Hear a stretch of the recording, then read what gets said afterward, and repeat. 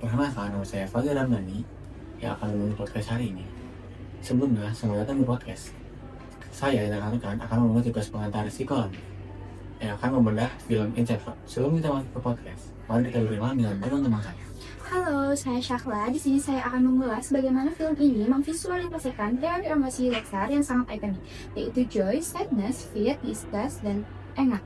Halo, aku Kayla. Di sini aku fokus pada bagaimana emosi-emosi ini bukan hanya sekadar terlucu aja loh, tapi punya fungsi adaptif bagi kelangsungan hidup manusia. Halo, aku Anda. Jadi di sini aku akan menjelaskan mengenai keterkaitan emosi dengan pembentukan memori, terutama pada konsep core memories yang ada di film. Halo, saya Miftah. Saya akan membedah sisi teknis memori. Memori yang digambarkan sebagai labirin raksasa. Halo, kenalin nama aku Andeli. Di sini aku fokusnya lebih ke meninjau dari sisi perkembangan anak, di mana anak usia 11 tahun itu usia yang rawan dalam kestabilan emosinya dan memiliki sudut pandang di perkembangan posisi parenting, yaitu dari orang tuanya mengabaikan validasi seorang. Nah, kita mulai dari emosi dasar nih. Salah. Mengapa sih di film Inception ini hanya ada 5 emosi? Dan apa kaitannya dengan ilmu psikologi? Pertanyaan bagus pasti. Dalam mengangkat psikologi, kita mengenal teori Paul Ekman. Teori ini tersebut tentang basic emotion. Meskipun aslinya ada 6, termasuk surprise, Pixar berhasil menyederhanakan untuk menunjukkan bahwa manusia itu memiliki emosi universal yang bersifat biologis sederhana. Nah, aku menambahkan sedikit ya dari Syakla. Setiap emosi itu mempunyai fungsi adaptif. Nah, contohnya itu seperti fear, ketakutan di film menjaga relay agar tidak celaka saat melewati kabel listrik. Ini sesuai dengan fungsi perlindungan diri, jadi tidak ada emosi buruk ataupun emosi yang jahat.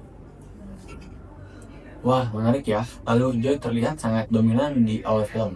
Wanda, bagaimana sih konflik antara Joy dan sadness ini? Nah, jadi di situ letak pesannya. Jadi Joy awalnya menganggap sadness sebagai pengganggu. Namun secara psikologi kita butuh sadness atau kesedihan untuk mendapat empati dan bantuan dari orang lain. Tanpa kesedihan, Riley tidak akan bisa memproses kehilangan rumah lamanya dengan sehat. Nah, sekarang kita bahas sistem memori nih. Miftah, bagaimana sih bola-bola memori dalam film menggambarkan proses penyimpanan memori pada manusia? Oke, visualisasi itu akurat dengan model Hankinson.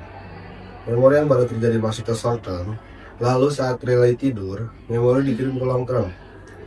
Di film ini, kita juga melihat memori dump, tempat di mana informasi yang tidak relevan akan mengalami storage atau terlupakan. Betul banget.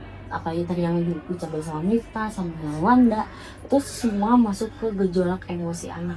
Anak itu usia 11 tahun, terutama si Relay itu belum stabil. Makanya kita sebagai orang tua juga harus bisa menstabilkan emosi anak. Karena anak itu belum bisa menentukan mana yang benar, mana yang salah. Maka dari itu, kita sebagai orang tua itu harus bisa menyelaraskan emosinya dia itu seperti apa. Karena itu masuk ke dalam pembentukan sel skemanya. Kalau dikaitkan dalam ilmu psikologi, itu mirip sama pengalaman emosi yang sangat kuat, dan itu masuk ke sel skema tadi gitu. Nah, dari pembahasan tadi itu, kita bisa menyimpulkan bahwa Inside Out bukan sekedar film anak-anak, tapi juga menggambarkan konsep emosi dan memori dalam psikologi. Film ini mengajarkan bahwa semua emosi, termasuk yang negatif, memiliki peran penting dalam hidup. Nah, jadi intinya terimalah semua emosi kalian dan emosi itu nggak apa-apa loh teman-teman, karena itu adalah langkah pertama menuju kebahagiaan yang tulus. Nah, jangan lupa memori kita itu diwarnai sama emosi. Apa yang kita ingat hari ini dipengaruhi oleh bagaimana perasaan kita saat menjalaninya. Pahami bahwa setiap orang punya labirin, pikirannya sendiri. Jadi mari kita berempati satu sama lain. Secara teknis, otak kita hebat dalam menyaring informasi. Jadi hargailah setiap proses belajar yang kita alami. Jadi buat teman-teman mahasiswa psikologi Unjani, pahami lagi bahwa fase transisi itu sangatlah normal. Semua orang pasti mengalami. Jadi tidak perlu merasa itu dirasakan oleh diri sendiri. Maka dari itu, dari film ini tuh bisa menjadi alat bantu yang hebat banget menjelaskan konsep psikologi secara abstrak dan menjadikan satu inti. Nah, makanya di sini tuh ada juga pola asuh agar orang tua tidak mengabaikan validasi emosi seorang anak gitu. gitu teman-teman. Oke nih, sekian ya podcast hari ini. Semoga bermanfaat dan dapat menambah pemahaman tentang ilmu psikolog. Betul banget. Sampai ya, saya Mani dan teman-teman pamit undur diri. Sampai berjumpa di lain waktu. Dadah.